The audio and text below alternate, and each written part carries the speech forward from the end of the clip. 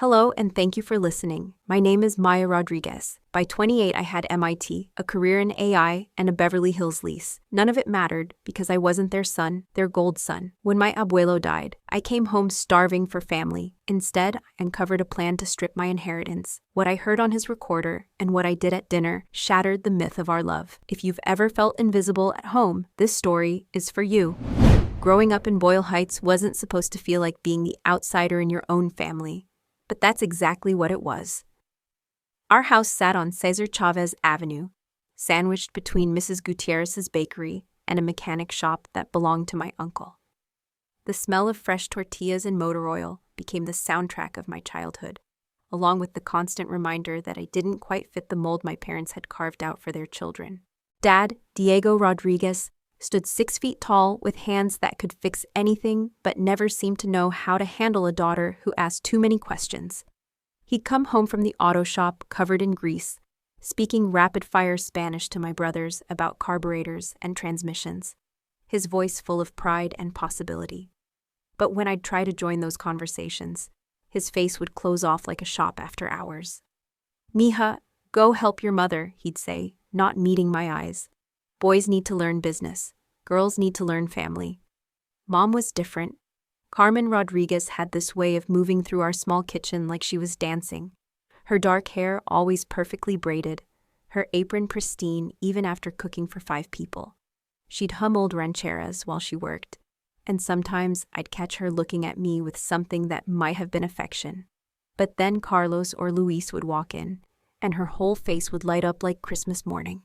"Miss Principes," she'd whisper, pulling my brothers close. My princes. I was never anyone's princess. Carlos, my oldest brother, got everything handed to him on a silver platter that our family couldn't actually afford. At 32, he still lived at home, still expected Mom to do his laundry, still borrowed money from Dad's business account for his investments that somehow never paid off. He had this laugh that filled rooms and this charm that made everyone forget he'd dropped out of high school to pursue dreams that changed weekly. "Maya's too serious," he'd tell people at family gatherings, ruffling my hair like I was still 10. "She needs to learn how to have fun." Luis was the smart one, or at least that's what everyone said. At 30, he could talk his way into anything. Scholarships he never used, jobs he never kept, relationships that lasted exactly as long as his bank account. He'd sit at our kitchen table with his laptop, explaining elaborate business plans to Dad, while Mom served him his 3rd cup of coffee. "This is the one, Poppy," he'd say, his eyes bright with possibility and something that looked like desperation. "This time next year, we'll all be rich." Dad would nod and write another check. I learned early that love in the Rodriguez family was conditional. When I brought home straight A's, Dad would grunt and say, "Good, now set the table." When Carlos barely passed his GED on the 3rd try, we had a party. When I got accepted to MIT with a full scholarship, Mom cried, but not the happy kind of tears. "Mija," she said, her voice breaking, "family comes first. Always family first." The breaking point came 2 weeks before I was supposed to leave for Boston. I was 16, terrified, and desperately hoping someone would tell me they were proud. Instead, I found Carlos in my room, going through my acceptance letters. "You're really going to abandon us for some fancy school?" he asked, not looking up. "Dad needs help with the business. Mom needs help with the house.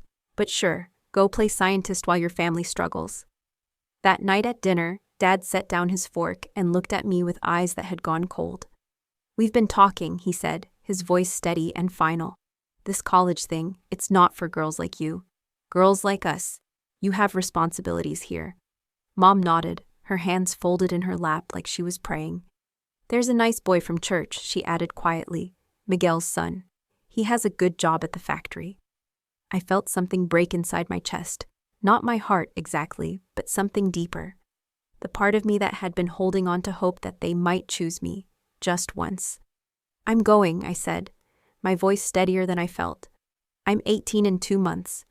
I'm going to MIT, and I'm going to become an engineer, and I'm going to prove that girls like me can do anything." Luis laughed, actually laughed. "With what money? Dad's not paying for your feminist fantasy." That's when I learned that love wasn't enough, that sometimes the people who are supposed to lift you up are the ones who clip your wings. I got a job at a local diner, saved every penny, and bought my own plane ticket to Boston. I never asked them for another thing. The call came at 3:47 a.m. on a Tuesday in March. I was in my Palo Alto apartment, debugging code for a machine learning algorithm that was supposed to revolutionize data processing. My phone buzzed against my nightstand, and for a split second, I considered letting it go to voicemail. Calls from home never brought good news, and I'd learned to protect my peace the hard way. But it was Mom's number, and something in my gut told me this wasn't another request for money or lecture about visiting more often. Maya? Her voice was smaller than I'd ever heard it, like she'd aged 10 years in the hours since I'd last spoken to her. It's Abuelo. He's gone, mija. Heart attack. It was fast. The world tilted sideways. Abuelo Esteban had been the one constant source of unconditional love in my life. While my parents measured affection in terms of compliance, and my brothers expected devotion without reciprocating, my grandfather had simply loved me. He'd slip me $20 bills when no one was looking, whisper that I was going to change the world, and listen to my dreams like they were prophecies worth believing. I was on a plane to LAX 6 hours later, my stomach churning with grief and something else, a desperate, pathetic hope that maybe this tragedy would finally bring my family together. Maybe death would remind us that love was supposed to be bigger than resentment. Maybe I could finally come home. The funeral was everything I'd expected and nothing I'd prepared for. The whole neighborhood showed up, Mrs. Gutierrez with her family, guys from Dad's shop, women from Mom's church group. They hugged me and told stories about Abuelo, how he'd helped their kids with homework, how he'd lent money without asking when it would be paid back, how he'd been the unofficial counselor for half of Boyle Heights. But watching my family, I saw something that made my chest tighten with possibility.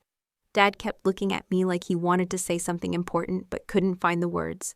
Mom grabbed my hand during the service and didn't let go. Even Carlos and Luis seemed different, quieter, more thoughtful, like they were remembering who we used to be before disappointment and expectation built walls between us. After the service, Dad pulled me aside. We stood by Abuelo's old Buick, the one he taught me to drive in when I was 14, and for the first time in years, my father looked vulnerable. Maya, he said, his voice rough with emotion, I know I haven't been the father you needed, but you're home now. Maybe we could try again. Maybe we could be a real family. The words hit me like a physical blow. This was what I'd been waiting for my entire adult life. Acknowledgement, invitation, the promise of belonging. I want that, Dad, I heard myself saying. I want that so much. That's when I made the decision that would change everything. I called my boss from the hotel that night and took an extended leave of absence. I found a corporate apartment in Beverly Hills, close enough to visit daily, but nice enough to make my family proud. I was going to prove that success hadn't made me forget where I came from. I was going to show them that love was stronger than old hurts. The apartment cost $8,000 a month, which was insane, but I could afford it. I'd been living like a college student for years, saving most of my salary because I didn't have anyone to spend it on. Now I had a purpose for that money. I was going to invest in my family's future. I researched business loans for Dad's auto shop, looking into expansion possibilities. I found programs for Mom to maybe open her own catering business. She'd always been an incredible cook. I started calculating how much it would cost to pay off Carlos's credit card debt and get Luis's latest startup idea off the ground. I was going to be the success story that lifted everyone up. The first family dinner I hosted in my new apartment felt like a movie scene. Mom brought homemade tamales, Dad wore his good shirt, and my brothers actually seemed interested in my work. This place is incredible, Maya, Luis said, walking around the living room with its floor-to-ceiling windows overlooking the city. You've really made it, Carlos raised his beer bottle in a toast. To our little sister, who always knew she was going somewhere special. For the first time in 12 years, I felt like I belonged. Dad asked about my job with genuine curiosity instead of skeptical disapproval. Mom kept touching my arm like she was making sure I was real. We talked about the future, about possibilities, about dreams that suddenly seemed achievable. I want to help, I told them over dessert. Whatever you need. The shop, the house, Carlos's situation, Luis's business plans. I want to be part of the solution. The smiles that spread across their faces were so bright, so genuine, that I felt tears prick my eyes. "We're family," Mom said, squeezing my hand. Finally, we're really family. I went to bed that night feeling something I'd never experienced, the absolute certainty that I was exactly where I belonged. I was going to use my success to heal old wounds and build something beautiful with the people who mattered most. I had 6 months to prove that love could overcome anything, and I was going to make every day count. I should have known that some things are too good to be true. I should have remembered that my family had never loved me without wanting something in return. But hope is a dangerous drug, and I was completely addicted. 3 weeks into my family rehabilitation project, I was cleaning out Abuelo's house when I found the metal box. It was hidden under a loose floorboard in his bedroom closet, wrapped in old newspapers from 1995. The box was small, maybe the size of a shoebox, but heavy enough to make my arms ache as I carried it to his kitchen table. Inside, I found my grandfather's real life, bank statements showing regular transfers to investment accounts, letters from financial advisors, stock certificates, real estate deeds for properties I'd never heard of.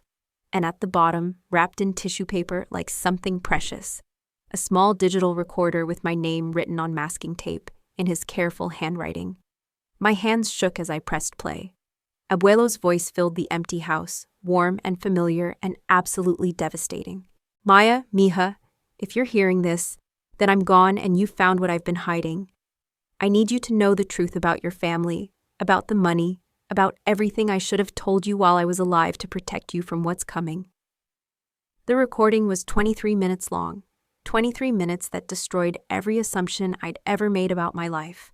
Abuelo had been wealthy for decades, not rich, but comfortable enough to have helped all of us live better lives. He'd wanted to pay for my education, had begged Dad to let him cover my MIT expenses.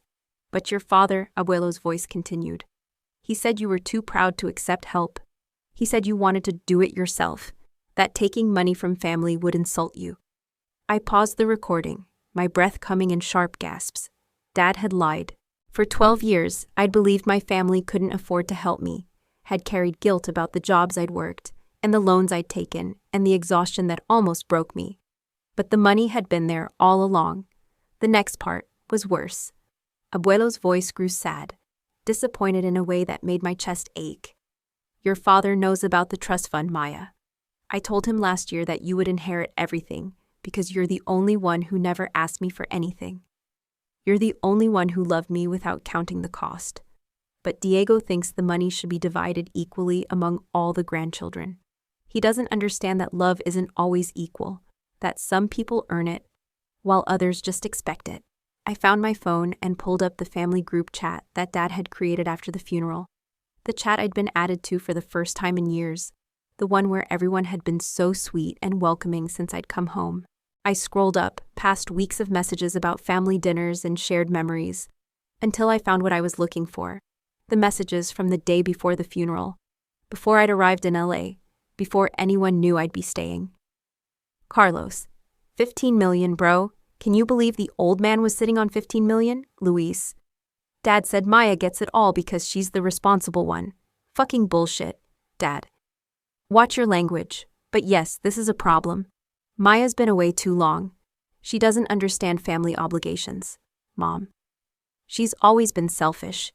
Even as a little girl, always thinking she was better than us. Carlos. 6 months, right? That's what the will says? She has to live with family for 6 months? Luis. Plenty of time to convince her to share. Maya's always been desperate for approval. Just need to make her feel loved. Dad. Exactly. She's been alone too long. A little family attention, and she'll do anything we ask. Mom. Poor thing probably doesn't even have real friends. Just work. It'll be easy. I read the messages 3 times before they really sank in. Then I walked to Abuelo's bathroom and vomited until there was nothing left in my stomach. They hadn't wanted me home because they missed me. They hadn't suddenly realized my value as a daughter and sister.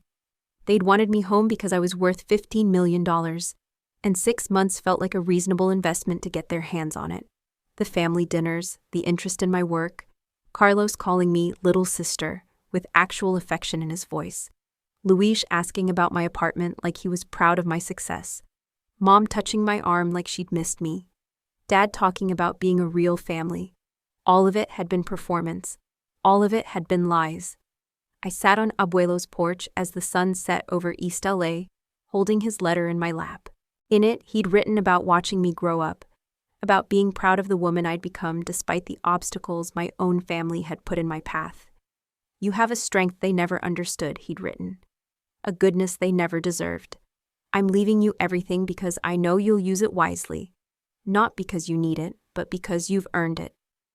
At the bottom of the letter, in different ink like he'd added it later, was a warning. Be careful, mija. Love and money make people do terrible things. Don't let them break your heart again. Too late, abuelo. My heart wasn't just broken. It was obliterated. But something else was rising from the ashes. Something cold and sharp and absolutely certain. They wanted to play games with my emotions for money. They wanted to manipulate my desperate need for family love to get rich. Fine. I could play games too. And I'd learned from the best teachers in Silicon Valley how to win them. I walked back into Abuelo's house, sat down at his old kitchen table, and started planning. If my family wanted to treat me like a mark, then I'd show them what a real con looked like. They thought 6 months was enough time to manipulate me. I'd use that same 6 months to teach them exactly what they'd thrown away when they chose greed over love. The scared little girl who'd spent 28 years begging for scraps of affection was gone. In her place was someone they'd never met before, someone who had their intelligence, their ruthlessness, and absolutely nothing left to lose. That night, I didn't sleep. I sat in Abuelo's kitchen with legal pads and pens scattered across his worn formica table, building something that felt more like architecture than revenge. This wasn't going to be about destruction, it was going to be about education. My family needed to learn what they'd really lost when they chose money over their daughter, and I was going to be their very expensive teacher. The first step was understanding exactly what I was working with. I spent the next week going through every document in Abuelo's house, creating spreadsheets that would have impressed my old MIT professors. The trust fund wasn't just $15 million sitting in a bank account. It was a complex portfolio of investments, real estate, and business holdings that Abuelo had been building for 40 years. But more importantly, it was completely under my control once the 6-month condition was met. No board of trustees, no family oversight, no restrictions on how I used it. Perfect. I set up a meeting with Abuelo's lawyer, Jonathan Chen, at his Century City office.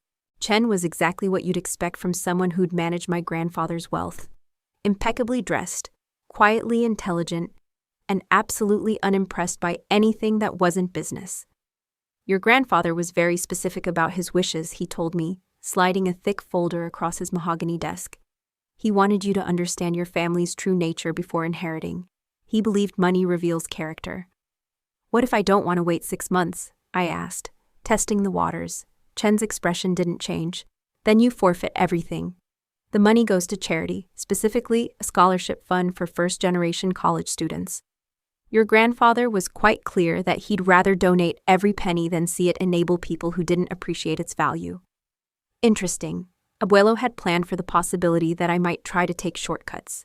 He'd known his family well enough to build in protections against their influence, but he'd also given me something more valuable than money: time and information they didn't know I had. The second step was creating my own financial instrument. I called my buddy Derek from MIT, who now worked as a financial engineer at Goldman Sachs. I need you to create some very specific documentation, I told him over drinks in Manhattan Beach. Can you build me a fake trust fund structure that looks real enough to fool people who don't understand finance? Derek raised an eyebrow. That sounds illegal. It's not fraud if I never actually transfer money from it. It's theater. Very expensive, very elaborate theater. I explained what I needed.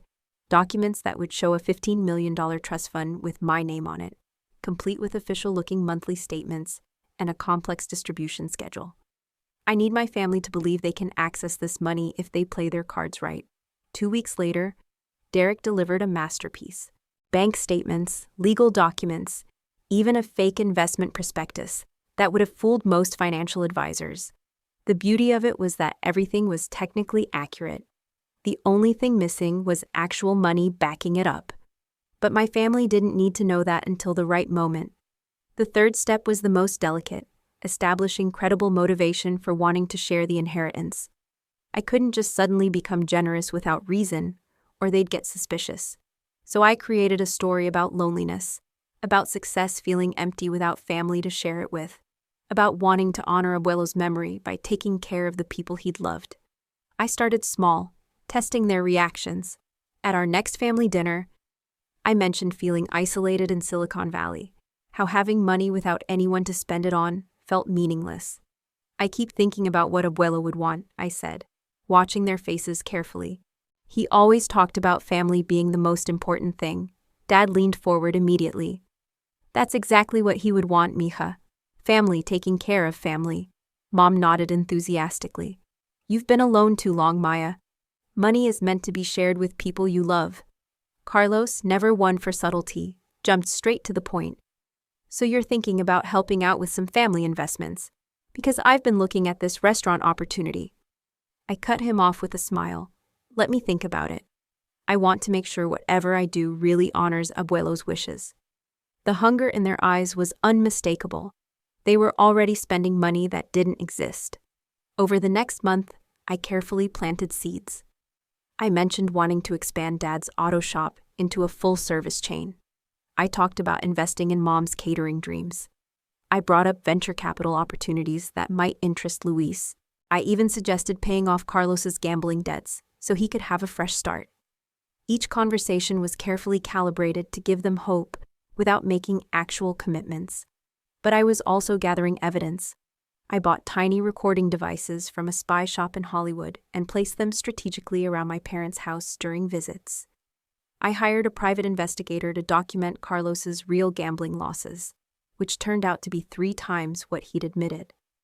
I had Luis's phone cloned so I could read his messages about his latest fraudulent business schemes. The picture that emerged was even worse than I'd imagined.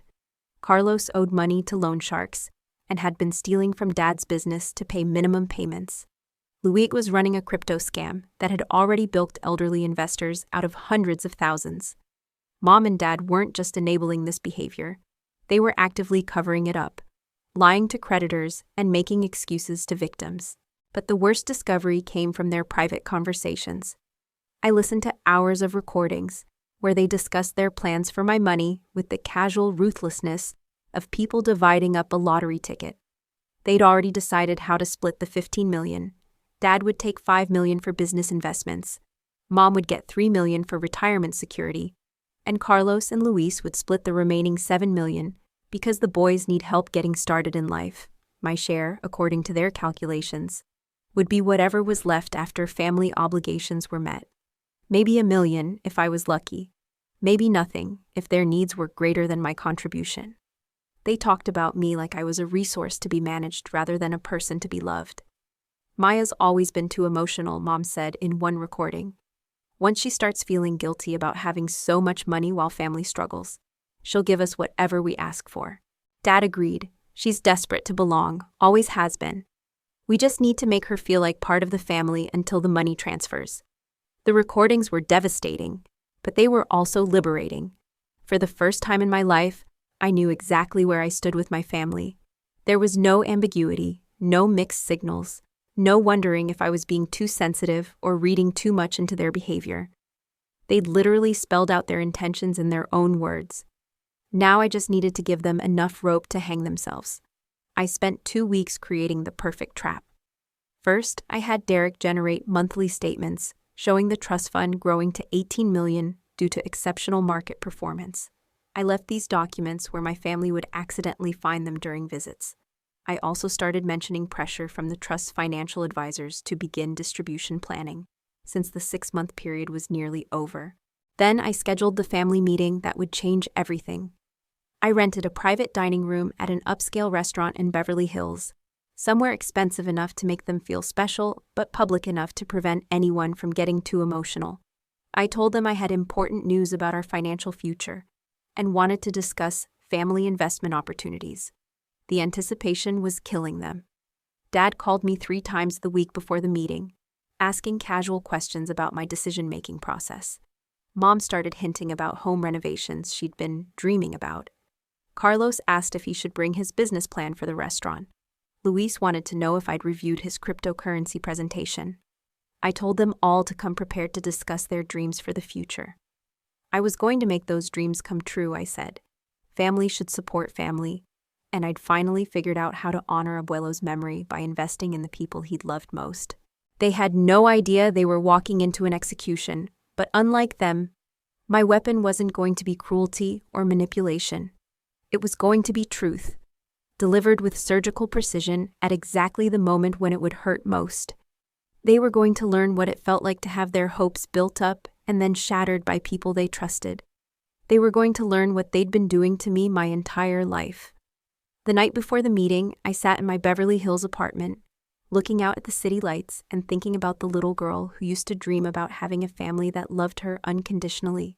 That girl was gone now, replaced by someone harder and smarter and completely done with begging for scraps of affection from people who saw her as a transaction.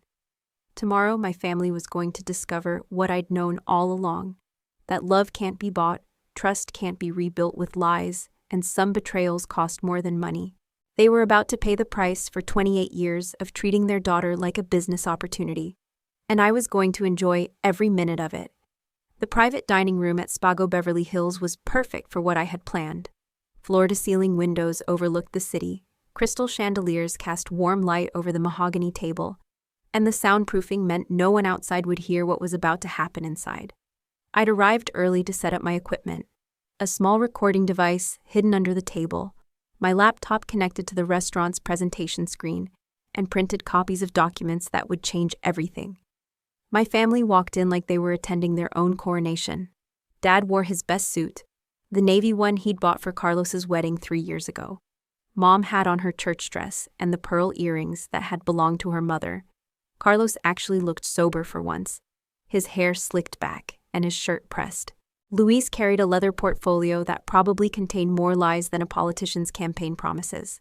Maya, mija, this place is incredible, Mom said, her eyes wide as she took in the elegant surroundings.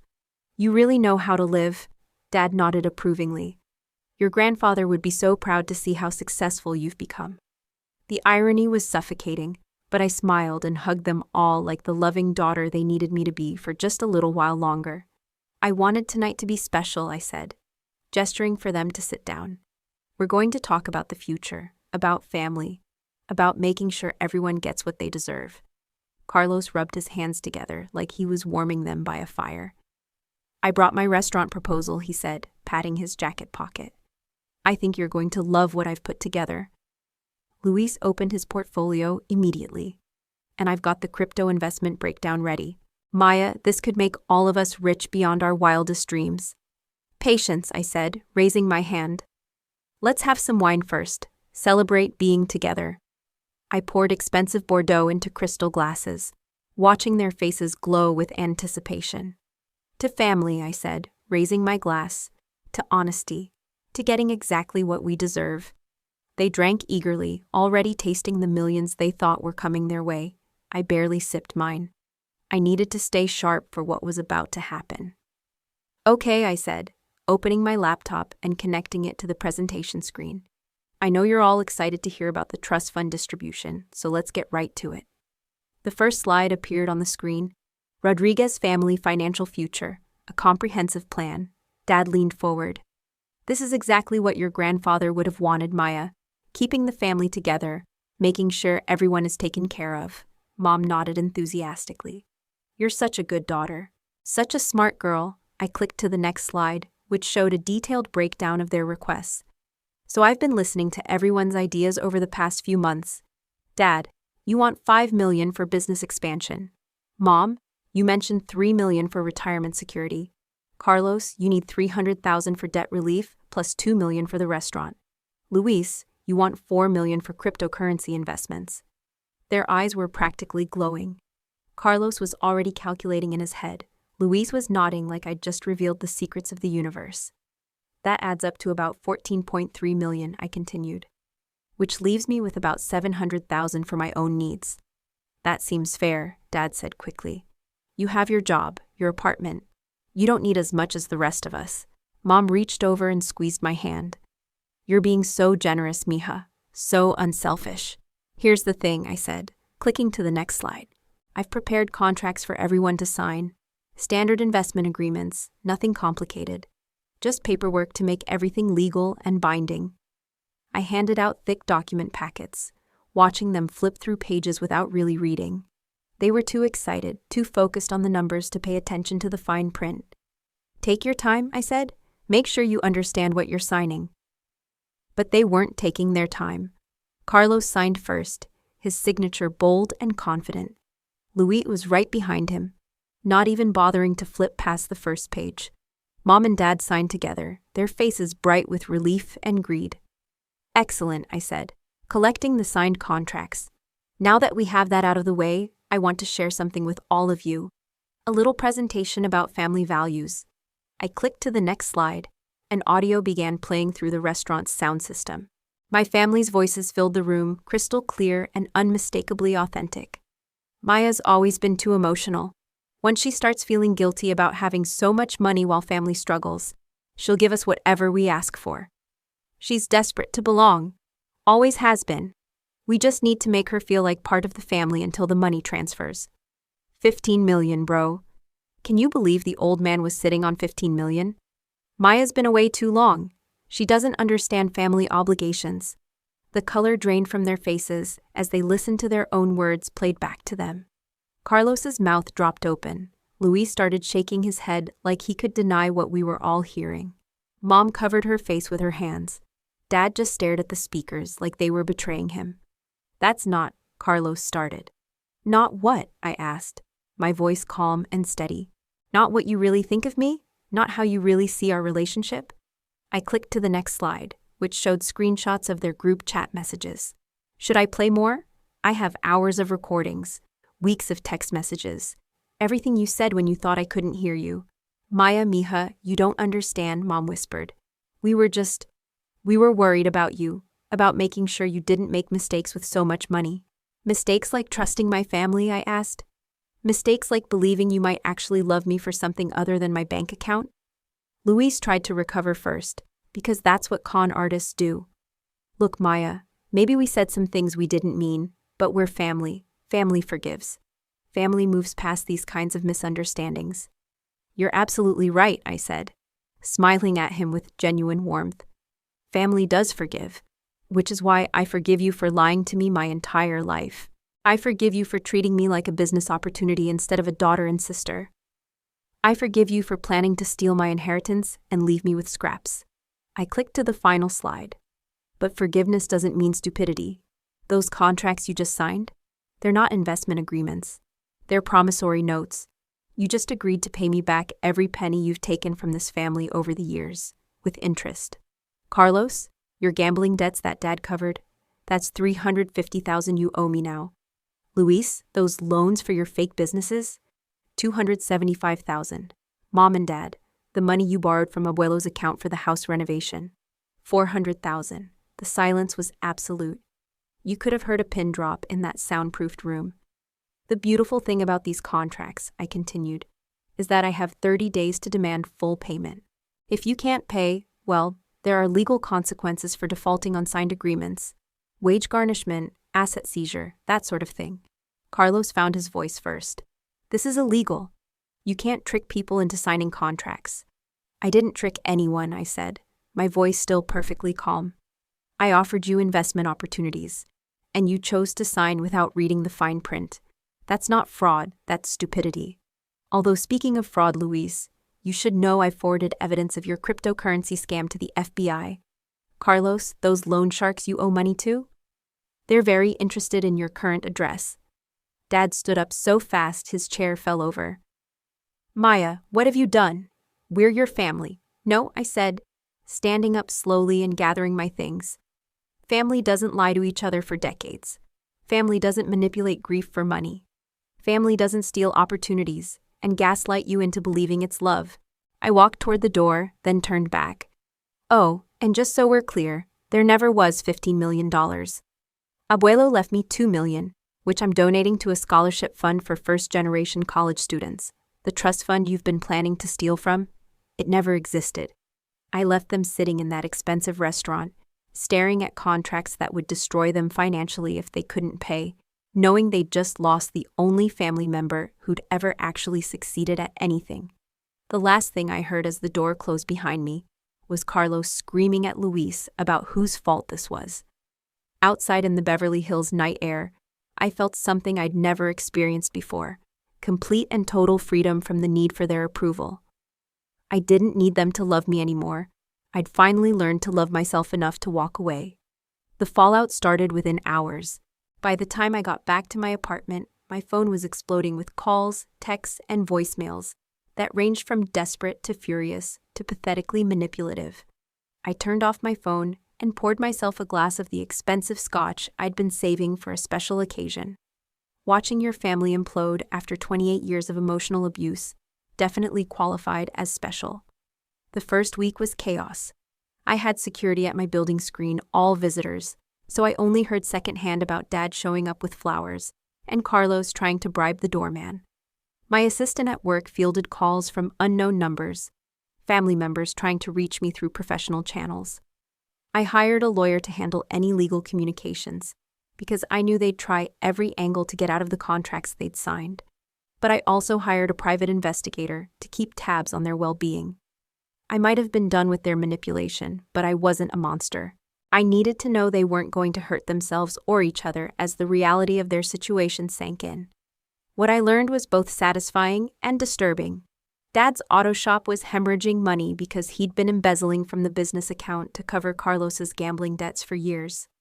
Now that I'd exposed the full scope of Carlos's losses, Dad couldn't hide the missing funds from his business partner anymore.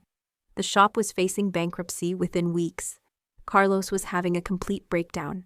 According to my investigators' reports, he'd been showing up at the casino every night, not to gamble, but to sit in the parking lot and panic about the loan sharks who were starting to make threats. He'd called in sick to his construction job so many times they'd fired him. His girlfriend moved out after finding the contracts I'd made him sign, finally understanding the scope of his financial disaster. Luis had disappeared entirely. His phone was disconnected, his apartment was empty, and his girlfriend told anyone who asked that she hadn't seen him since that dinner from hell. I suspected he'd run to Mexico to hide from both the FBI investigation and the consequences of his own stupidity. Running away was Luis's specialty, after all. But it was Mom who surprised me the most. Instead of melting down like the men in our family, she got angry, really, truly angry, in a way I'd never seen before. She started calling every relative we had, painting me as an ungrateful daughter who'd betrayed her family for money. She went to our church and told Father Martinez that I'd become corrupted by wealth and needed spiritual intervention. Maya has forgotten her roots, she told anyone who would listen. Success made her cruel. She turned her back on the people who sacrificed everything for her education. The lie was so complete, so perfectly crafted, that part of me almost admired its artistry. Mom had rewritten history so thoroughly that she actually believed her own version. The second week brought unexpected allies. My cousin Isabella, who'd always been the family peacemaker, called me from Phoenix where she worked as a nurse. "Maya, I need to tell you something," she said, her voice shaky.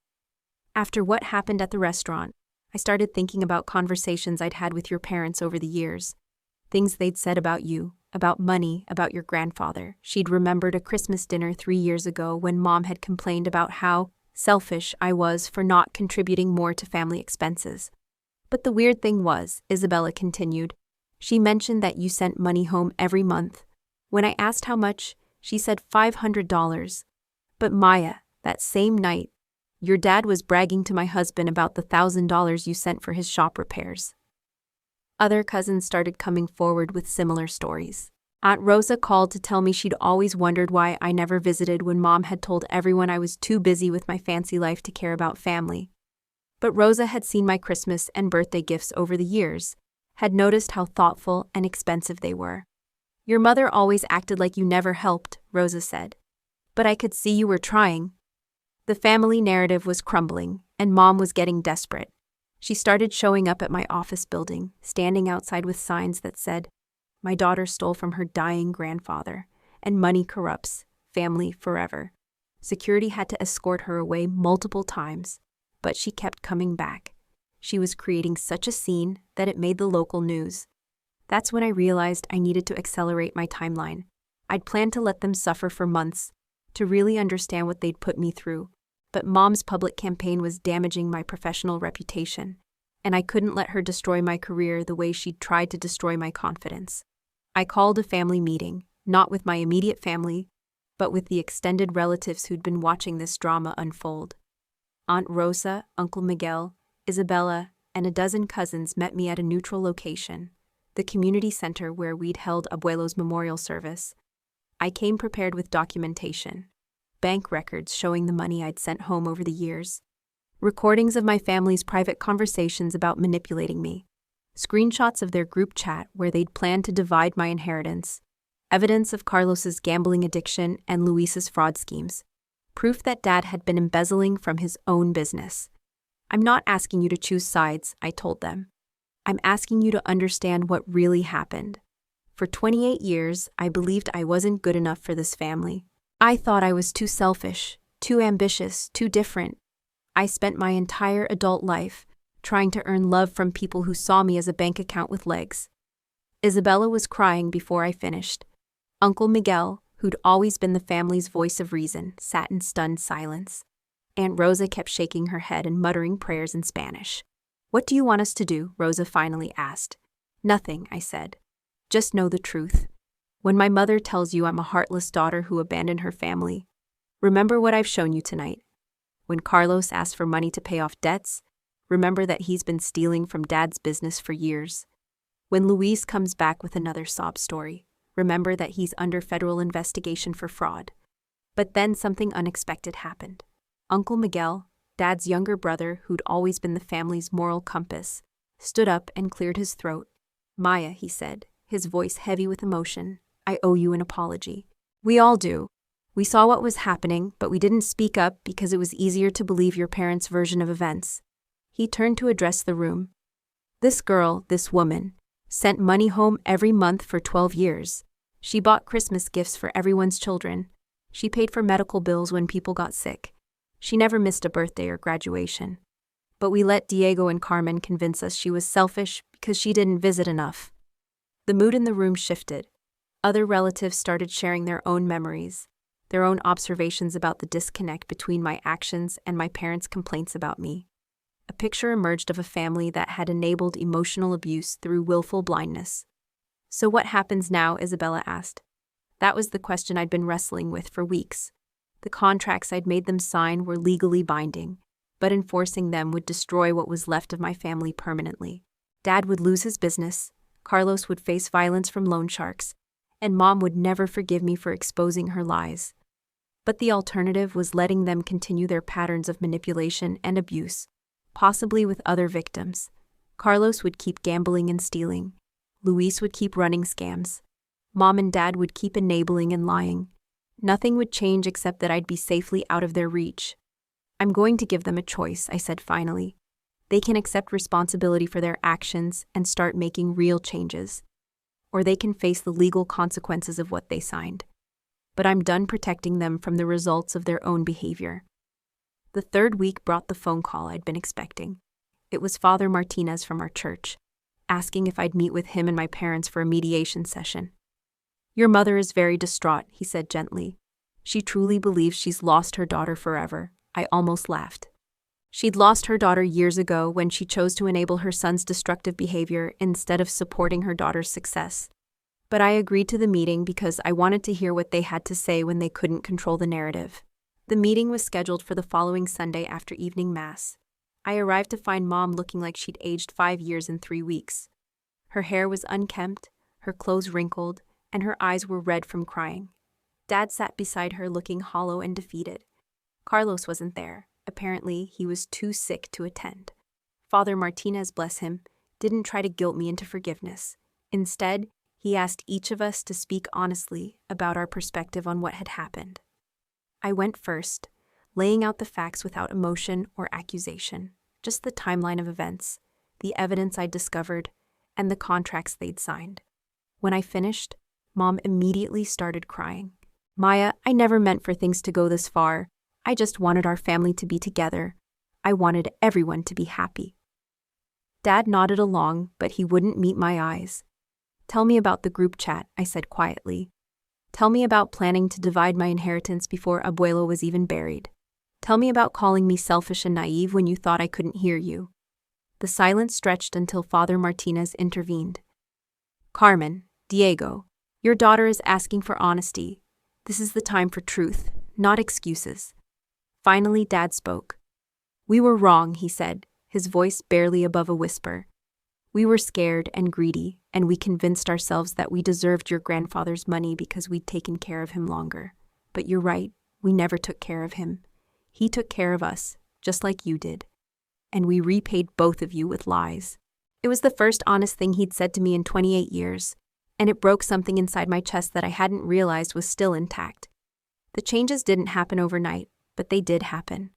3 months after our meeting with Father Martinez, I started seeing evidence that my family was finally confronting their demons instead of running from them. Dad was the first to make real progress. He sold the auto shop to his business partner for enough money to pay back what he'd embezzled, plus interest. Instead of trying to start another business or blame his failures on external circumstances, he got a job as a mechanic at a dealership in Pasadena. It was honest work for honest pay, and for the first time in years, he wasn't drowning in debt or covering for someone else's mistakes. But the bigger change was how he talked about me. Uncle Miguel called to tell me that Dad had started bragging about my MIT degree to anyone who would listen. He carries around a newspaper clipping about your promotion, Miguel said, laughing. Shows it to customers, tells them his daughter is changing the world with computers. Mom's transformation was more complicated. She'd always defined herself through her children's needs, and with Carlos and Luis finally facing consequences for their actions, she didn't know who she was supposed to be. She started seeing a therapist, the first time she'd ever prioritized her own mental health, and slowly began examining the patterns that had governed her parenting. She also did something that shocked everyone. She got a job. Mom, who hadn't worked outside the home in 30 years, started cleaning houses for wealthy families in Beverly Hills. Not because they needed the money, Dad's new job covered their basic expenses, but because she said she needed to understand what it meant to earn something through her own effort. I spent so many years resenting your success, she told Isabella, who passed the message along to me. I thought it meant you didn't need family anymore. But I was really just angry that I'd never tried to succeed at anything myself. Carlos hit his rock bottom hard and fast. The loan sharks he owed money to didn't wait for legal proceedings. They broke his hand and threatened worse if he didn't pay up within the month. That's when Dad did something he'd never done before. He refused to bail Carlos out. I'm done enabling, Dad told him, according to Rosa, who witnessed the conversation. You're 32 years old. Figure it out yourself or face the consequences.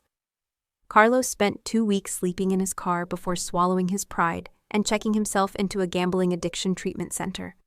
The program was expensive, money he didn't have, so he signed over his truck as collateral and committed to 18 months of intensive therapy. 6 months into the program, he started attending meetings at our old church, speaking to other young men about the dangers of gambling addiction. He was still angry with me, still blamed me for going nuclear instead of talking through our family problems, but he'd stopped asking other family members to intervene on his behalf. Luis's transformation was the most dramatic because it started from the furthest down. The FBI investigation I'd triggered led to his arrest in Tijuana, where he'd been trying to set up a new cryptocurrency scam targeting retirees. He was extradited, convicted, and sentenced to 3 years in federal prison. But prison, surprisingly, was where Luis finally got his act together. He used his time to complete a bachelor's degree in business administration through correspondence courses. He started teaching financial literacy classes to other inmates, helping them understand how to avoid the debt cycles that had led many of them to crime. He wrote me a letter, the first direct communication I'd received from any of them since the restaurant confrontation. It was 12 pages long, handwritten, and brutally honest about his failures and justifications. He didn't ask for forgiveness or money or help with legal appeals. He just wanted me to know that he finally understood what he'd cost our family through his selfishness and dishonesty. I used to think you were lucky, he wrote. Born smart, born determined, born with opportunities the rest of us didn't have. But I realize now that you made your own luck through work and sacrifice, while I was looking for shortcuts and handouts. I'm not asking you to welcome me back into your life when I get out. I just want you to know that I finally see what I threw away when I chose money over my sister."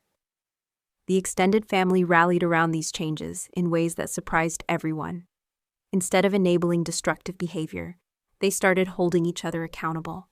When Carlos complained about his treatment program being too strict, Aunt Rosa told him to stop whining and do the work.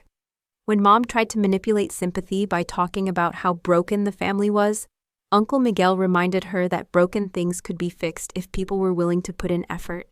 But the most significant change was how they talked about me when they thought I wasn't listening.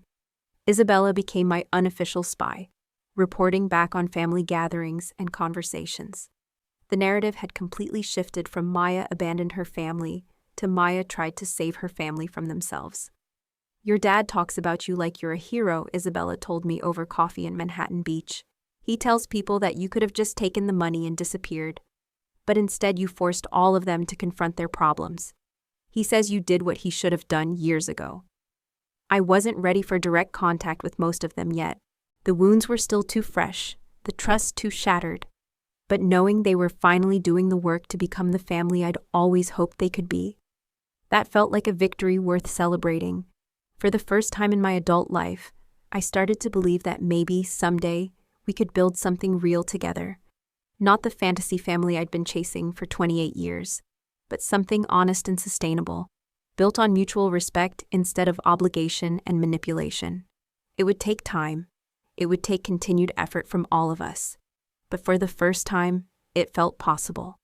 2 years later, I was standing in the auditorium at East LA Community College, watching my cousin Isabella's daughter receive a scholarship from the Esteban Rodriguez Education Fund. The scholarship that had grown from Abuelo's $2 million into something that would help first-generation college students for decades to come. My life had changed in ways I never could have imagined when I sat in that lawyer's office and learned about my inheritance. I'd left Silicon Valley permanently, using my tech background to start a nonprofit organization that helped underserved communities access educational technology. The work was harder than corporate engineering, paid a fraction of my old salary, but gave me something I'd never had before, a sense of purpose that aligned with my values. I'd also learned to build the family I'd always wanted, just not with the people I'd expected. My chosen family included Isabella and her kids, Uncle Miguel, and Aunt Rosa, my college roommate Sarah, who'd moved to LA and become my business partner, and Marcus, the community center director I'd been dating for 8 months. They were people who celebrated my successes without resentment, supported my dreams without conditions, and loved me for who I was rather than what I could provide. But slowly, carefully, I'd also begun rebuilding relationships with my biological family. It started with Dad, who'd been consistently attending therapy and working on understanding how traditional gender roles had damaged his relationship with his daughter. He sent me a card every month, not asking for anything, just sharing updates about his life and expressing pride in my achievements. 6 months ago, I'd finally agreed to meet him for coffee. We sat in a Starbucks in neutral territory, both of us nervous and unsure.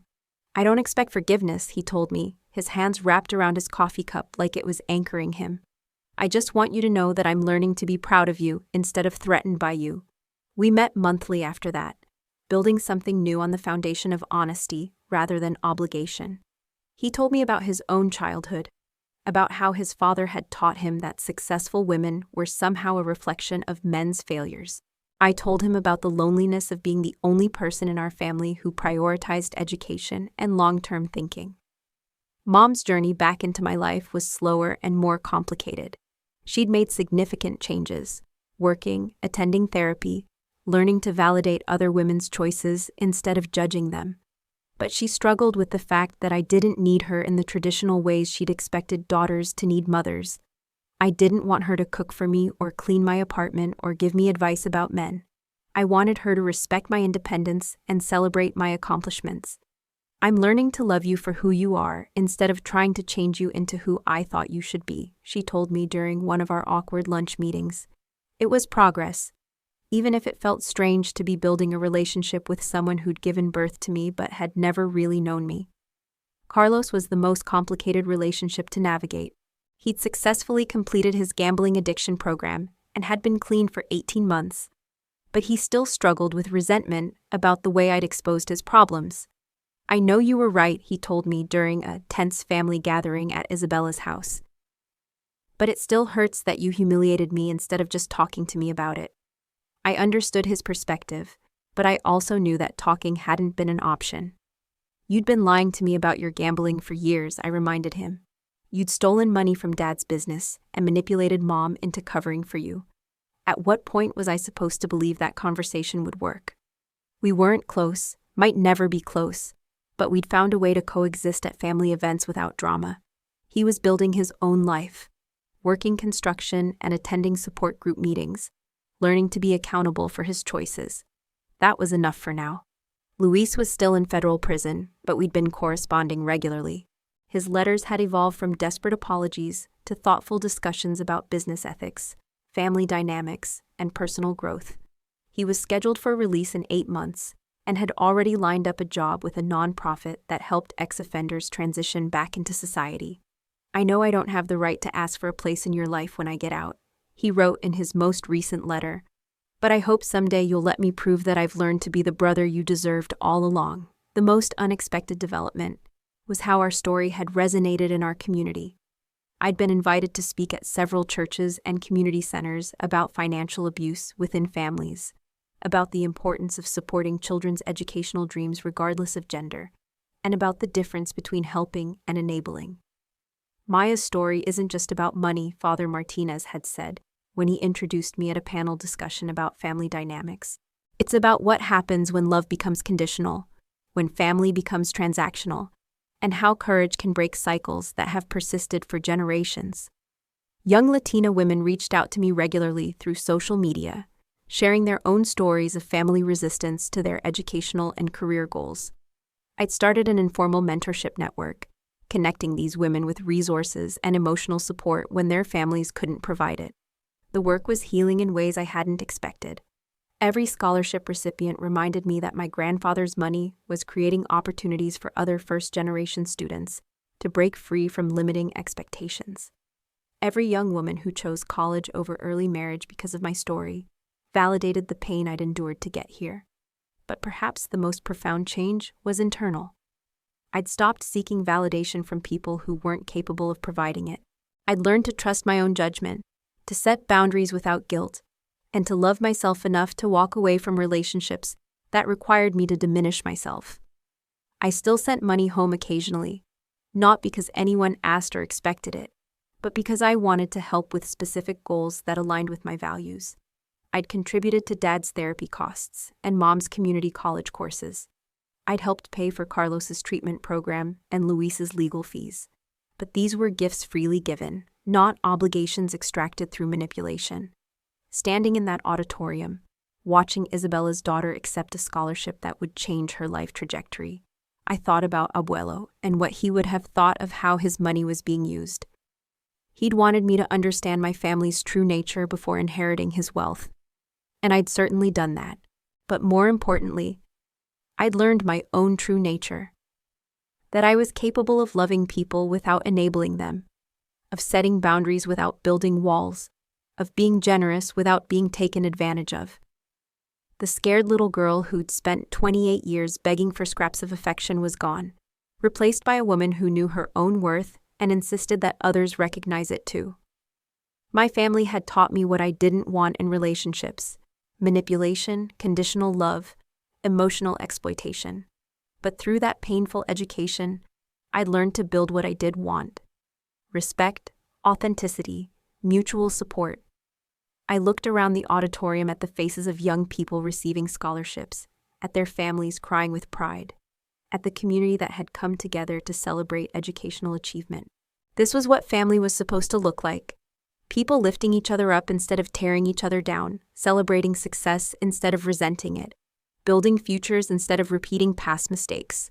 For the first time in my life, I felt like I truly belonged somewhere, not because I'd finally earned someone's love, but because I'd learned to love myself enough to surround myself with people who were capable of loving me back. If my story resonates with you, if you've ever felt like you had to choose between your dreams and your family's approval, I want you to know something. You don't have to sacrifice your potential to keep other people comfortable. Love that requires you to make yourself smaller isn't love, it's control. Maybe you're the first person in your family to go to college, and they're making you feel guilty for abandoning your roots. Maybe you're building a career that your parents don't understand and they keep asking when you're going to settle down and give them grandchildren. Maybe you're supporting family members financially while they criticize your life choices. You deserve relationships that celebrate your growth instead of punishing it. You deserve people who are proud of your achievements instead of threatened by them. And sometimes, creating those relationships means setting boundaries that feel impossible but are absolutely necessary.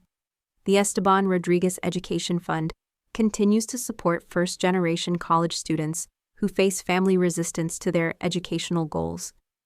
If you want to help other young people break cycles of limitation and build futures based on their potential, rather than other people's expectations, consider donating or sharing scholarship information with students who need it. Thank you for listening to my story, for believing that family love should empower rather than constrain, and for supporting the next generation of dreamers who refuse to make themselves smaller to make others comfortable.